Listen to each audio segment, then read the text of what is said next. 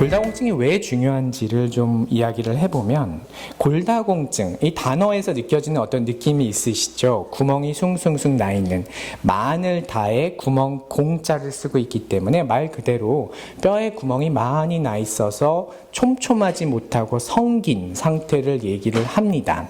그런 상태가 되면 근데 어떻게 될까요? 이렇게 뼈가 촘촘하지 못하고 성기게 변하게 되면, 뼈에 구멍이 많아지면 뼈의 양이 줄어들고 뼈의 강도, 이 단단함의 정도가 줄어듭니다. 그 얘기는 작은 충격에도, 여기서 이제 작은 충격이라고 하는 건 옛날 같으면은 우리 겨울에 빙판에서 미끄러져서 엉덩방아를 찌시거나 아니면 그냥 무거운 화분 같은 걸 이렇게 들어올리시는 그런 동작에서 젊었을 때는 쌩쌩하게 하시던 일들이 한번 그런 것들이 한번 딱 넘어졌을 때 어이없게 척추나 이 골반, 이 대퇴부 큰 뼈들이 부러지는 겁니다. 몸을 중심을 지탱해주는 그런 큰 뼈들이 부러지게 되면 어떻게 될까요?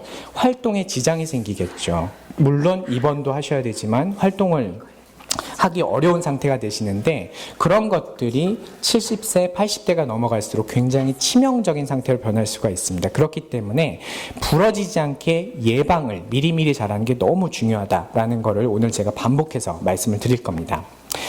중요한 거는 골다공증이 진단되기까지는 참 어려운 점이 있습니다. 아프시지 않습니다. 제가 제 진료실에 오시는 분들께 항상 말씀드리는 거는, 지금 여기저기 아프고 쑤신다고 말씀하시는 건 골다공증 때문은 아닙니다. 다만 골다공증이 있으면 부러지기 쉽기 때문에 적절히 치료해서, 또 여기저기 아프신 분들은 또 잘 넘어지시기 때문에 잘 부러지지 않도록 보호해야 됩니다. 그런 말씀을 드리는데, 아프지 않기 때문에 진료실에 잘 오지 않으십니다. 무릎이 아프거나 팔꿈치가 아플 때는 병원에 찾으시지만 증상이 없기 때문에 모르고 있다가 무방비로 당하게 되는 게 바로 골다공증 골절입니다. 그래서 증상이 없더라도 위험하다고 생각될 땐 미리미리 검사해보자가 너무나 중요한 교훈이겠습니다.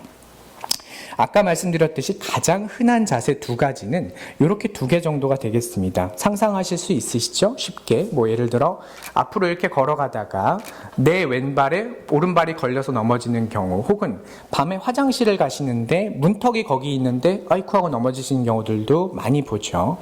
목욕탕에 들어가서 비누칠이 되어 있는 걸 모르고 욕탕에 들어갔다가 엉덩방아를 찌시는 경우들도 있고요. 화장실 이제 밤에 가시다가 전선이 있는 걸 못 봐서 발이 걸려 넘어지시는 경우, 넘어질 수 있는 환경들은 항상 우리 주변에 많이 있습니다. 옛날에는 눈도 밝고 이 반사신경도 좋고 조금 기울어진다고 해도 바로 제자리로 돌아오기 때문에 넘어지시지 않으셨다면, 나이가 한 살 한 살 들어가시면서부터는 그런 것들이 조금 느려집니다. 반응이 느려지니까 옛날 같으면 또 안 넘어질 상황에서도 잘 넘어지세요. 가장 위험한 행동은 의자 위에 올라가서 접시를 꺼내시는 건 정말 하시면 안 됩니다. 그거는 누군가한테 좀 부탁을 하십시오. 왜냐하면 그렇게 하다가 뒤로 넘어지시면 이 대퇴부에 큰 충격이 가해져서 골절될 위험도가 높기 때문에 반드시 위험한 행동들을 피하는 게 일단 1번이겠습니다. 골절이 되고 나면, 왜 골절이 되면 안 될까요? 골절되고 나면 치료기간이 일단 오래 걸립니다. 뼈가 붙을 때까지 기부스하고 있어야 되고, 자유롭게 이동을 못 하시는 거, 마실 가시는 것도 못 하시게 되는 건 당연하지만, 여기 사진에서 보시는 것처럼 이 누워 계시는 남자분의 사진처럼 만약에 대퇴부 골절이 됐다는 아주 큰 문제입니다. 왜냐하면 입원 기간도 길 뿐더러 누워 계시는 동안 욕창이라든가 우리가 생각지 못한 많은 문제들이 생기게 되거든요. 그렇기 때문에 무엇보다도 이런 상황들이 되는 거를 미리미리 예방해서, 특히 최근에 손목이나 발목이 한번 부러졌던 분이라면 그분은 2년, 5년 내에 또 부러질 가능성이 매우 높은 분입니다. 그렇기 때문에 한 번이라도 부러졌거나 내가 골절로 치료했는데 지금 골다공증 치료를 받지 않고 계시다면은 꼭 병원이나 의원에 가셔서 골밀도 검사와 함께 평가를 받아보시기를 꼭 권장드립니다. 어디가 제일 잘 부러질까를 살펴보면 흔하게는 척추골절, 손목, 대퇴골, 이렇게 세 부위를 우리가 가장 많이 이야기합니다. 척추골절은 사실은 있는지 모르고 넘어가는 경우들도 꽤 있습니다. 예를 들어 된장독을 이렇게 들다가 허리가 한번 쿡 하고 아파서 한 하루 정도 누웠더니 그렇게 좀 많이 아프지는 않아서 견딜만 해서 지냈는데, 나중에 한 서너 달 후에 우연히 엑스레이를 찍어보니까 척추 압박골절이 있으세요, 이런 얘기를 듣는 분들이 가끔 있습니다. 있습니다. 그러니까 이 척추도 그렇게 압박골절이 생기면 이 기둥이 무너지게 되고 키가 줄어들게 됩니다. 그리고 허리가 이렇게 조금 굽게 되죠. 그래서 젊었을 때 30살 때 키를 생각해 보시고 지금 혹시 우도시 좀 길어졌거나 바지가 좀 길어졌거나 키가 4cm 정도 줄었다 하면은 사진을 찍어 보시는 게 좋습니다. 혹시 내가 모르는 압박골절이 있을 수가 있고, 아까 말씀드린 대로 손목골절은 앞으로 생길 더 큰 골절의 어떤 예비 표시다라고 생각하시고 가벼이 넘기지 마시고 반드시 검사와 평가를 받아보시기를 권유드리고, 이 대퇴골 골절은 정말 큰 문제입니다. 아마 시어머님, 시아버님, 친정어머님, 친정아버님 중에 대퇴부 골절을 겪으셨던 분의 기억이 있다면 정말 이해하실 수 있을 겁니다. 그래서 우리가 가장 피하고자 하는 건 또 이 대퇴골 골절입니다. 아까 말씀드린 대로 넘어지면서 손목골절이 생기고 무거운 거 들다가 허리골절이 생기고 이런 것들이 결국은 아까 말씀드린 대로 척추골절은 점점 키가 줄어들고 허리가 이렇게 굽어지고 하는 그런 변화들을 가져오게 되겠죠. 옛날 어르신들 생각해 보시면 어머님들 가운데 이렇게 꼬부랑 이 자세로 지팡이를 짚고 다니셔야 됐던 우리 어머님들을 생각하면 그런 것들이 알게 모르게 골다공증의 아래에 이렇게 깔려 있었다라는 것도 생각할 수 있을 것 같습니다. 대퇴골절은 엉덩방아를 찧으면서 생기는 게 대표적입니다. 엉덩방아는 특히 집에서 잘 찧게 되고요. 겨울에 좀 더 많이 생깁니다. 그러니까 지금 이제 겨울이 다가오고 있습니다. 여러분, 이 겨울은 안전하게 지내시도록 제가 꼭 이 말씀을 드리겠습니다. 빙판하고 집 안에서 특히나 목욕탕이 조금 위험합니다. 목욕탕에서 물이 뿌려져 있는 욕실이 사실은 가장 많은 골절이 발생하는 부분이기도 하고 대리석 바닥도 만만치 않습니다. 그래서 집안에서 가장 쉽게 하실 수 있는 거는 화장실에 미끄러지지 않도록 빨판을 좀 깔아두십시오. 미끄럼 방지 빨판 같은 게 있거든요.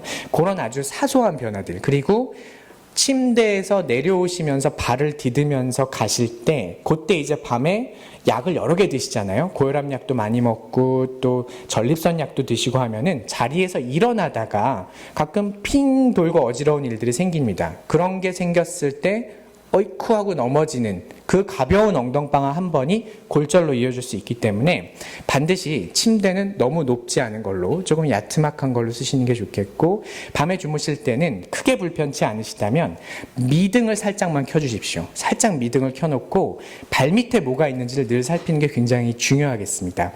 별거 아니어 보이지만 한 번의 골절을 예방할 수 있는 굉장히 중요한 팁이라고 생각이 됩니다. 이 숫자를 좀 말씀을 드리면 10명 중에 한 3명 정도가 골절한 다음에 큰 병을 앓게 됩니다. 큰 병이라고 하면 심지어는 사망까지도 갈 수 있는 합병증이 생긴다는 건데요. 10분 중에 3분은 거의 이 심근경색이 온 뒤에 큰 질병이 오거나 나빠질 것과 거의 비슷한 정도의 수준입니다. 따라서 우리가 골절을 가벼이 여기면 안 되고, 우리가 심근경색 있고 심장 마비가 왔다고 하면 아이고 큰일 났네 이렇게 생각하시듯이 대퇴골절이 한번 있었다 그러면 그것과 거의 비슷한 정도로 생각해서 바짝 긴장하고 더 생기지 않도록 예방을 해야겠습니다. 그럼 골다공증이 얼마나 많은 걸까요? 우리가 이제 검사를 쭉 해보면 실제 골다공증은 여성 중에서 50세 이상의 우리나라 여성 중에서 3명, 그리고 남성 10분 중에서는 1분, 이렇게 이제 골다공증이 있는데 대부분 안타까운 거는 적절한 진단과 치료가 되고 있지 못합니다. 아까 말씀드린 대로 아프지 않기 때문에 병원을 찾지 않는 것이죠. 그래서 이런 자리를 통해서 자꾸 말씀을 드리는 거예요. 잘 평가를 하고 치료를 하면 골절을 피해갈 수 있고 노년의 건강한 삶을 살 수 있는데, 우리가 너무 이런 것들을 놓치고 있는 것이 안타까워서 이런 캠페인을 통해서 좀 적극적인 치료를 하자 말씀을 드립니다. 그래서 언제부터 그럼 이런 뼈의 보호가 필요할까요? 이미 중장년기부터 50세 이상부터는 조금 신경을 쓰셔야 됩니다. 신경을 쓴다는 거는 아주 복잡한 게 아니라 식이습관, 운동, 이 모든 것들, 그리고 정기적인 검사, 검진, 그리고 이런 것들을 통해서 내가 문제가 있다면 교정하고 없다면 그 생활 습관을 잘 유지할 수 있도록 하는 게 중요하다는 것이죠. 골다공증은 왜 생기는가를 보면 뼈는 죽어있는 기관 같지만 평생 살아있는 기관입니다. 어떤 기관보다도 사실은 굉장히 역동적입니다. 왜냐하면 지금 이 순간에도, 여러분이 저와 함께 있는 이 시간에도 뼈는 새롭게 계속 만들어지고 없어지는 걸 반복합니다. 불필요한 뼈는 아주 똑똑하게 녹여버리고요. 지금 내가 필요하다고 생각하는 뼈는 새롭게 만듭니다. 그런데 문제는 그런 역할을 하는 두 가지 세포가 있는데 쉽게 철거반과 건설반이라고 생각하시면 됩니다. 뼈라는 건축물을 가지고 필요가 없는 데는 철거반이 가서 부수고 건설반이 와서 새롭게 만드는 과정을 평생 반복하면서 10년에 한 번씩 우리의 뼈는 완전히 새롭게 갈립니다. 10년 전의 내 뼈와 10년 후의 내 뼈는 전혀 다른 뼈입니다. 그렇기 때문에 여기서의 이 균형이 중요한데 20세 우리가 아이들은 쑥쑥 크잖아요. 아이들은 정말 물만 먹어도 쑥쑥 큽니다. 조금만 뭐 먹어도 키도 커지고 골격도 커지죠. 그때는 뼈가 만들어지는 건설반의 역할이 철거반보다 훨씬 더 높습니다. 그러니까 건설반이 더 많은 뼈를 열심히 만들고 있는 상태인데 시간이 지남에 따라서 예를 들어 여성분은 폐경이 되고 남성분은 또 나이가 들어가고 함에 따라 또 여러 가지 치료를 하게 됨에 따라서 뼈가 부서지는 속도가 점점 빨라져서 만들어지는 속도를 초과하게 됩니다. 그러면 전체적으로 뼈의 입장에서는 적자지요. 지금까지는 흑자 경제를 잘 유지하다가 이제는 적자 경제로 바뀌었습니다. 그 상태가 오래되면 아까 말씀드린 대로 구멍이 송송송 뚫린 촘촘하지 못한 뼈가 만들어지고 작은 충격에도 쉽게 부러지는 것이죠. 그렇게 만들 수 있는 원인이 뭔가를 보면은 여러 가지들이 있는데 하나씩 그냥 간단히 보면 역시 나이에 이길 장사는 없습니다. 나이가 정말 중요한데 생물학적 나이와 물론 이 실제 나이가 좀 차이가 나는 분들도 많아요. 그죠? 그래서 80세인데도 정말 쌩쌩한 분들도 계시고 뭐 70세인데도 여기저기 아픈 분들도 계십니다. 그러나 공통적으로 나이가 들어가는 거는 역시 약해지는 뼈의 중요한 원인이고 그래서 65세 이상, 70세 이상에서는 우리가 조금 더 골다공증에 신경을 써야 됩니다. 여성분 같은 경우는 폐경 후에 여성 호르몬이 뼈를 지켜주는 방패인데 그게 갑자기 쓱 사라지니까 갑작스럽게 그동안 나를 지켜주던 보호막이 사라지고 나니까는 뼈가 빨리 녹기 시작합니다. 그래서 폐경 후에 여기저기 쑤시고 아프고 해서 검사해보면 골다공증이 있으시네요. 이런 검사 진단을 많이 받게 되시게 되죠. 좋지 못한 습관은 어떤 게 있을까요? 당연히 칼슘 섭취가 중요합니다.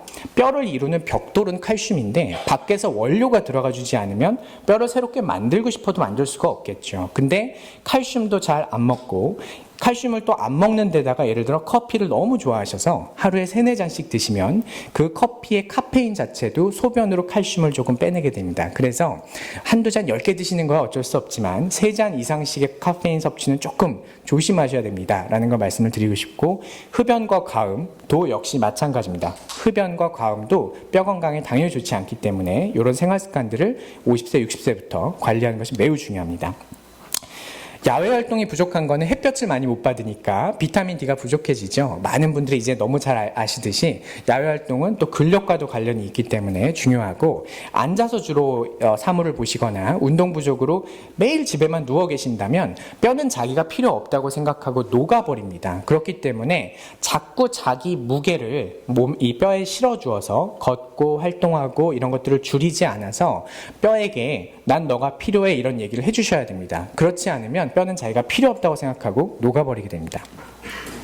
어머님, 친정 어머님께서 골절이 됐던 거는 굉장히 중요한 얘기입니다. 왜냐하면 딸의 뼈는 어머니를 조금 따라가는 경향이 있거든요. 그렇기 때문에 어머님이 혹시라도 골절이 있었거나 뼈가 약하셨다면은 조금 일찍부터 내가 평가를 받아봐야겠다 생각하시면 좋겠고 약간 마르신 분들이 조금 더 잘 부러진다고 합니다. 아무래도 여러 이유가 있을 텐데 영양 섭취나 이런 영향이 있어서 조금 내가 좀 20살, 30살 때부터 한 번도 이렇게 좀 깡말랐고 좀 뼈도 약하고 이랬었다라는 분들은 또 일찍 평가를 하셔야 되고 제일 중요한 것 중에 하나가 폐경이 빨리 되셨으면 조금 더 일찍 검사를 하시는 게 좋겠습니다. 폐경이 된 순간부터 남들보다 5년은 빨리 뼈가 녹기 시작한 거기 때문에 일찍 45세 이전에 폐경이 됐다면 평가를 좀 받아보시는 게 좋겠고 그 외에도 여러 질환들이 영향을 주고 있기 때문에 내가 만성질환으로 치료를 받고 있다면 주치의와 상의하셔서 내 뼈 건강에 대해서 어떤 조치를 취하는 게 좋을까요?를 꼭 물어봐 주시면 주치의 선생님도 굉장히 좋아하시면서 평가를 하고 또 치료를 해주실 겁니다. 그래서 이제 이런 것들이 있을 때 우리가 더 적극적으로 관리를 해야 되는데 그럼 어떤 걸 해서 골다공증을 발견할 수 있을까요? 아주 이제 중요한 질문인데 골다공증의 진단은 아마 제 진료실에 오신 분들은 모두 아시겠지만 4가지 정도의 검사를 간단히 하게 됩니다. 우선 엑스레이를 통해서 골밀도를 평가를 하게 되고요. 혈액 검사를 통해서 숨어있는 뼈가 나빠질 수 있는 원인들을 파악을 하게 되고, 소변 검사를 통해서 역시 마찬가지로 칼슘이 얼마나 빠져나가는지, 숨어있는 다른 문제는 없는지를 찾게 되고, 영상약, 엑스레이를 찍어봐서 아까 말씀드린 대로 뼈가 척추골절이나 우리가 놓치고 있는 어떤 자기도 모르는 골절이 있는가를 찾게 됩니다. 이런 간단한 일련의 검사들을 통해서 쉽게 진단할 수가 있고요. 골밀도는 아까 말씀드린 대로 뼈가 얼마나 촘촘하냐를 숫자로 나타낸 겁니다. 눈으로 볼 때는 이게 촘촘해 보이네요, 아니네요라고 할 수 있지만 숫자로 나타내야 우리가 딱 어디서부터가 골다공증인지 얘기할 수 있지 않겠습니까? 그래서 그런 기계를 우리가 이제 개발을 했고, 더 엉성해질수록 골밀도 숫자는 더 아래로 내려갑니다. 그래서 그 골밀도 숫자가 T점수라는 걸로 이제 표현이 되게 되는데, T점수로 표현했을 때 마이너스 2.5라는 숫자 이하로 내려갔을 때는 골다공증이라고 진단을 하자라고 전문가들이 모여서 이제 논의를 했고, 지금도 그것이 전세적인 기준으로 이제 사용되고 있습니다. 그래서 결과지를 받아보셨을 때 다른데 복잡하게 보지 마시고요. T점수가 마이너스 2.5 이하이다 라고 되어 있는 이 부분, T점수를 보시고 주치의나 전문가 상의를 해주시면 이 부분에 대해서 또 상의를 하고 치료할 수 있게 될 것 같습니다. 이 T점수가 갖는 의미를 조금 쉽게 풀어 얘기해 보면요. T점수가 마이너스 1.5인 사람에 비해서 마이너스 2.5인 사람은 1이 이렇게 내려가게 되면 골절 위험도가 2~3배 정도 올라간다라고 해석합니다. 그러니까 마이너스 2.5인 분보다 마이너스 3.5인 분은 그거보다 또 2~3배겠지요. 그러니까 위험도가 이렇게 점점 더 증가하게 됩니다. 그래서 마이너스 2.5부터는 바짝 우리가 긴장하고 약물 치료와 생활습관 변화, 이런 모든 것들을 동원해서 이 T점수 골밀도를 올리려고 하고, 그게 골절 위험도가 줄어든다라고 해석을 할 수 있게 되는 중요한 도구가 되겠습니다. 50세 이전에서는 이제 지점수로 판단하는데, 이 부분은 지금은 많은 부분들에게 말씀드릴 부분은 아닌 것 같고요. 그래서 골밀도 검사는 그럼 누구에게 할 거냐가 제일 중요한 메시지일 것 같습니다. 이 부분만 조금 집중해서 보시면, 폐경 후의 여성, 그리고 70세 이상의 남성, 50세 이상에서 그리고 69세 사이의 남성에서 뭔가 내가 뼈가 부러질 수 있는 다른 위험 요인이 있는 경우, 이전에 골절이 됐던 경우, 사진에서 척추골절이 보인 경우, 이런 경우가 모두 골밀도 검사를 해봐야 되는 적응증이 될 수 있고, 그 외에도 내가 옛날에 치료를 했었는데 그동안 조금 먹어봐도 뭐가 달라지는지 잘 모르겠고 해서 한 1~2년 쉬고 지냈다, 이런 경우도 한번 다시 해보시는 게 좋겠고요. 지금 치료 계속 하고 있는데 약을 계속 써야 될지 끊어야 될지 모르겠다, 이런 경우도 주치의 선생님과 상의하셔서 골밀도 검사를 해봐서 그 기준에 맞춰서 우리가 판단할 수 있을 것 같고, 약물 중에서도 특히 스테로이드라고 소위 부르는 이제 그 약제들이 있습니다. 류마티스 관절염이 있는 분들, 이식을 받으신 분들, 이런 분들이 이제 많이 쓰는 면역 억제제나 스테로이드를 내가 쓰고 있다면, 특히나 소론도, 메칠론 이런 약들을 먹고 있다면 검사를 해봐야겠다, 이렇게 생각하시면 좋을 것 같습니다. 마지막 페이지인데요. 이 건강한 뼈, 건강한 삶이라는 게 굉장히 와닿습니다. 왜냐하면 우리가 이렇게 뼈에 대해서 1시간이라도 집중해서 생각해 볼 수 있는 기회는 많지 않기 때문에 오늘 많이 얻어가셔서 이 건강한 뼈를 만들고 나아가서 건강한 삶을 만드는데 저희가 조금이라도 도움을 드릴 수 있다면 정말 기쁘겠습니다. 경청해 주셔서 감사합니다.